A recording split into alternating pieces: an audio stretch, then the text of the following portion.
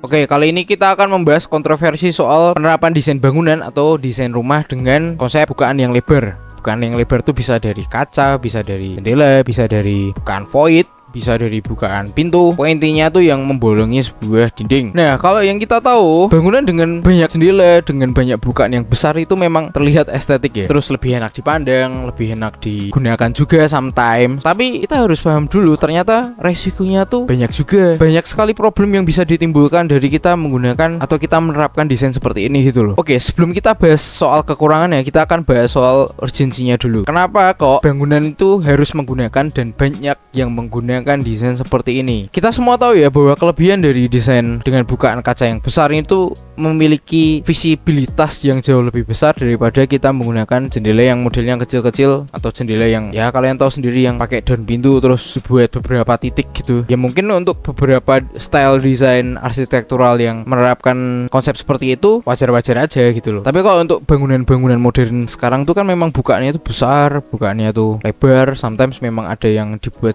jendelanya tuh jendela mati atau bahkan tidak diberi penutup kaca, tidak diberi penutup dan pintu jendela segala macam, memang dibuat terbuka seperti itu aja. Jadi selain fungsinya tuh membuat pencahayaan alami di dalam ruangan, itu tuh bisa dapat menjadi bukaan atau sirkulasi udara alami dari ruang luar ke dalam bangunan kita. Jadi supaya seakan-akan tuh antara ruang yang ada di dalam bangunan dengan halaman luar itu tuh terasa menyatu gitu loh. Terus jadi terasa lebih luas, terasa lebih lega, terasa lebih terang. Itu kalau yang kita rasakan fungsinya dari dalam ruangan. Sekarang kalau misalkan kita lihat fungsinya dari luar ruangan ke dalam bangunan, artinya gini, kalau kita pakai bukaan yang besar atau jendela yang besar gitu ya, itu yang dari luar bangunan bisa melihat aktivitas yang ada di dalam bangunan karena visibilitasnya jelas gitu loh. Walaupun bangunannya itu tidak terlalu besar, tapi kalau misalkan bukaannya besar, itu biasanya akan kelihatan. Tapi ini tidak berlaku untuk rumah-rumah pribadi atau bangunan yang membutuhkan privacy ya. Contohnya gini, kalau kalian lihat di rumah-rumahnya orang kaya gitu yang fasadnya atau tampak depan rumahnya tuh terlihat menggunakan kaca yang besar, aku yakin deh 99% kayaknya tuh bakalan jarang dibuka gitu loh. Kalau yang bagian yang menghadap jalan gitu, itu tuh cuman sebagai elemen estetis aja mungkin. Tapi kalau untuk dibuka, ya siapa juga orang kaya pengen memperlihatkan kamar di dalamnya tuh punya barang apa aja. Terus yang mereka beraktivitas di dalam kamar itu kan ya sebisa mungkin jangan sampai kelihatan orang-orang di luar jalan gitu loh. Jadi pasti seringnya tuh ditutup. Cuma mereka memang menerapkan desain yang menggunakan material kaca untuk pembatas dindingnya. Karena kalau kita lihat desain fasad bangunan kalau menggunakan kaca itu akan terasa lebih ringan gitu loh bangunannya daripada kita menggunakan tembok masif. Ya walaupun kadang ada yang juga menggunakan desain seperti ini, tapi kan dengan pertimbangan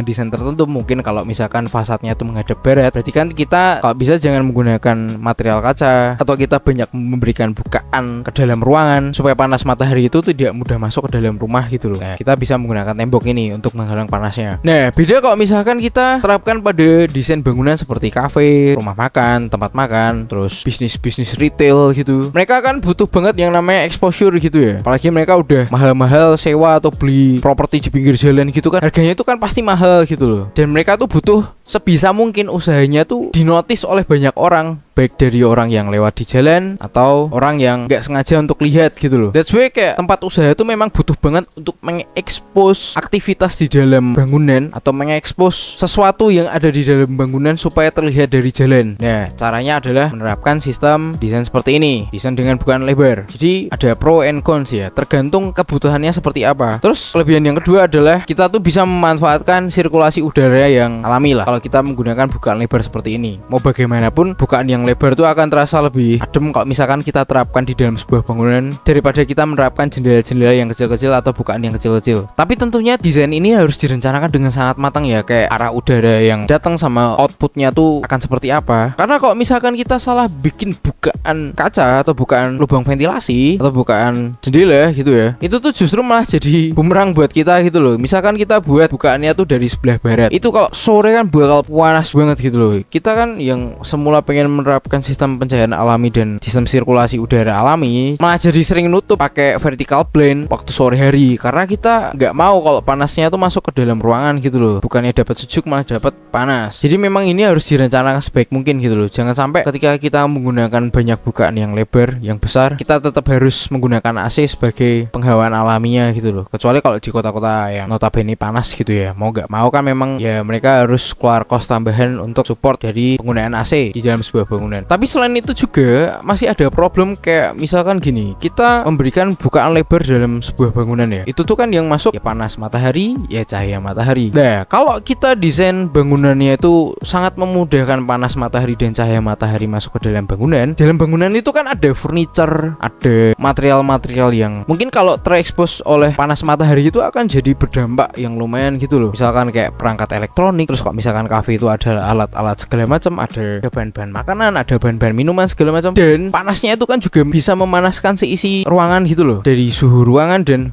furniturnya juga. Terus dapat juga mempengaruhi kelembapan udara di dalam bangunan. Nah, kelembapan udara ini itu menurutku juga krusial banget sih, karena akan mempengaruhi kenyamanan thermal di dalam ruangan. Walaupun kita support pakai AC segala macam, kalau misalkan kelembapan udara dan panas matahari ini itu tidak ditangani dengan baik, tentunya sangat membuat ruangan tersebut jadi gak nyaman lah. Terus belum lagi kita ngomongin soal silaunya ya. Nah, ini juga harus dipertimbangkan juga perihal ketinggian dari bukaannya. Kalau misalkan bukaannya tuh tinggi banget gitu ya, terutama untuk bangunan-bangunan tertentu yang memiliki tinggi lebih dari 4 meter, itu kan kalau misalkan kedapatan cahaya matahari, kalau pas kita gunain pagi atau sore hari gitu, pas mataharinya miring gitu kan akan sangat memengaruhi aktivitas di dalam bangunan. Jadi kalau menurutku saranku bukaan sih bukaan, cuman memang harus diterapkan sistem tritisan dan sistem ketinggian yang tepat gitu loh. Jadi supaya cahaya mataharinya tuh nggak lebay-lebay banget. Kan bisa tuh disimulasiin di dalam 3D bangunan di software komputer macam-macam ya softwarenya. Kalian bisa minta tolong arsitek atau desainer interior untuk merancangkan hal tersebut. Terus problem kedua adalah soal maintenance. Nah, untuk menerapkan desain bukaan jendela yang besar seperti ini itu memang harus dipikirkan sematang mungkin, karena jendela itu gampang banget ketempelan noda, terus ketempelan bekas-bekas air hujan segala macam. Itu kalau nggak sering dibersihin itu tuh bakal membekas gitu loh. Misalkan dari lumut, terus dari titik-titik air itu yang jadi putih-putih. Kalau nggak segera dibersihkan ini tuh bakal gampang banget ngeplek. Terus cara pembersihannya pun harus dipikirkan. Kalau misalkan terlalu tinggi, itu tuh kan juga butuh scaffolding maybe, atau kita butuh alat-alat tertentu yang dapat memudahkan kita dalam membersihkan jendela tersebut. Nah, ini kan juga cost, ini juga perlu ketelatenan, ini perlu kedisiplinan dalam membersihkan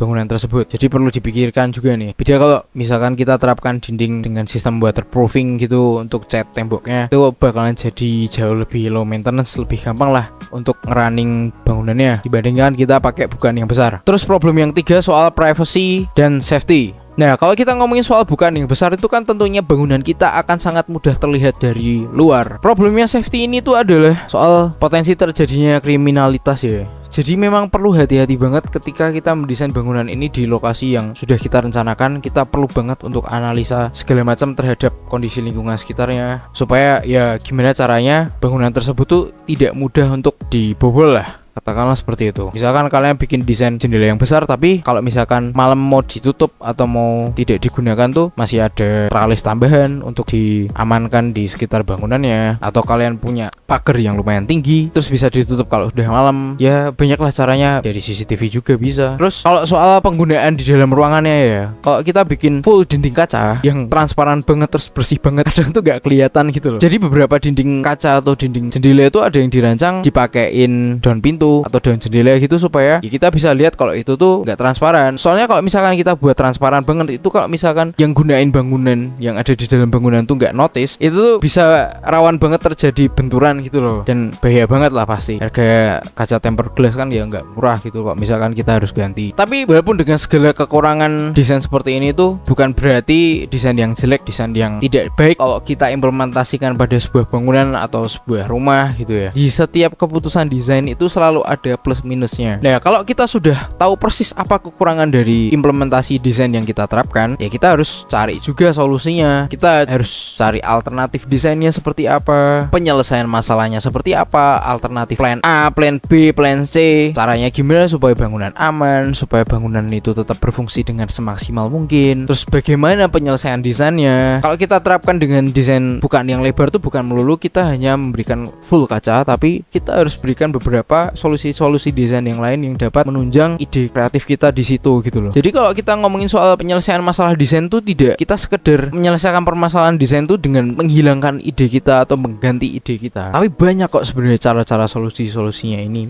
yang dapat diselesaikan gitu loh. Kalian bisa juga minta bantuan dari arsitek, desainer interior segala macam untuk menyelesaikan permasalahan desain seperti ini gitu loh. Supaya kita tuh bisa tetap menikmati dari manfaat desain tersebut dan kita tidak merasakan kekurangan dari desain tersebut. Jadi kan win-win solution gitu loh. Oke, terima kasih sudah menonton video ini. Kalian bisa subscribe untuk nantikan konten-konten yang lain, konten-konten soal desain, soal pembelian rumah segala macam. Kalau kalian ada pertanyaan boleh banget untuk komen di bawah. See you on the next video. Bye bye.